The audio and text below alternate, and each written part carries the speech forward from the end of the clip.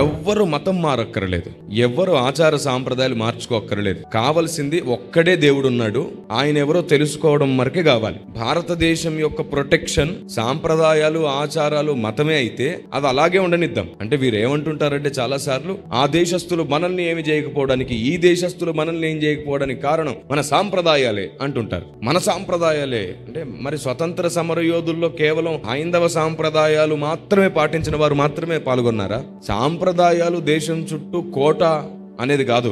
భారతదేశానికి పెద్దలు నేర్పించిన ప్రేమ, మంచితనం, శత్రువు కూడా సహాయం చేసే గొప్ప గుణం, భారతదేశంలో విలువలు, మతానికి సంబంధించిన ఆచారాలు, మతానికి సంబంధించిన సాంప్రదాయాలు కాదు, భారతదేశంలో పెద్దలు నాటిన విలువలు దానికి కారణం. అవును, అందుకు నేను మేరా భారత్ మహాన్ అంటాను. సరిగ్గా ఆలోచించి డివైడ్ చేసి చూడండి.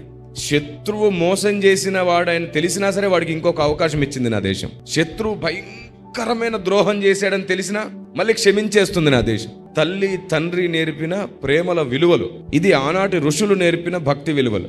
వాస్తవానికి సాంప్రదాయాలు, మతాలు కాదు దేశాన్ని కాపాడింది. అందరూ కలిసి పోరాడి ప్రాణత్యాగాలకు ఒడిగడితే వచ్చిన స్వతంత్రం ఇది. దీన్ని చాలా రాంగ్ ట్రాక్ లో మాట్లాడుతూ ఉంటారు. నేను మళ్ళీ చెప్తున్నాను, అదే కరెక్ట్ అయితే అది మతానికి సంబంధించిన సాంప్రదాయం కాదు, మానవత్వ విలువలకు సంబంధించిన సాంప్రదాయాలు ఉంటేనే దేశం కాపాడబడుతుంది.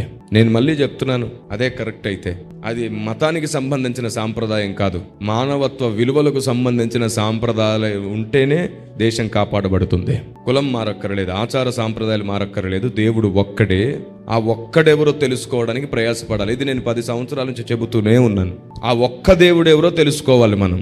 నా దేవుడు అంటే నా దేవుడు, నా దేవుడు అంటే నా దేవుడు అని పురాణ ఇతిహాసాలను బట్టో, లేదా మీ నమ్మకాలను బట్టో, ప్రేమ అభిమానాలను బట్టో, లేదా మనలోని గ్రంథాలను బట్టో కాకుండా అందరం కలిసి కూర్చొని ఆలోచిస్తే సరిపోతుంది. మొత్తం ప్రపంచానికి ఆ ఒక్క దేవుని పరిచయం చేయొచ్చు మనం. దేవుడు ఒక్కడే. ఆ ఒక్కడిని గుర్తించడానికి మానవుడు తన ఆలోచనకు వేరుగా వచ్చి ఆయన ఆలోచన ఏమిటో తెలుసుకోవడానికి, ఆయన తన స్వభావాన్ని, ఆయన రాకడ గుర్తులను, ఆయన ఈ భూమి మీదకి రావడానికి ముందు లక్షణాలను, అసలు ఆయనకు సంబంధించిన గుర్తులను మొత్తం ప్రపంచమంతటా ముద్ర వేశాడు. ప్రతి మనిషి జాతి మొత్తంలో, ప్రతి దేశంలో ఉన్నాయి. అది పరిశీలిస్తే మనకి ఇన్ని గొడవలు లేవు, ఇన్ని అసహించుకోవడాలు, ఇన్ని రకాలుగా ఇబ్బంది పడ్డాలు, ఒకరినొకరు ఇబ్బంది పెట్టుకోవడాలు లేవు, ఉండవు. కేవలం పరిశీలించండి. ఇప్పుడు కొందరు ఏదో తొందరపడ్డారని అంతా అందరికీ పులిమితే ఎలాగా? ఎప్పుడు అంటాను కదా నేను, కలుపును చూసి పొలమంతా కలుపు అంటే ఎలాగా? కాదు కదా. ఒక్కడే ఉన్నాడు, ఆ ఒక్కడెవరో తెలుసుకుంటే సరిపోతుంది. చాలా ప్రాముఖ్యమైన విషయం ఇది.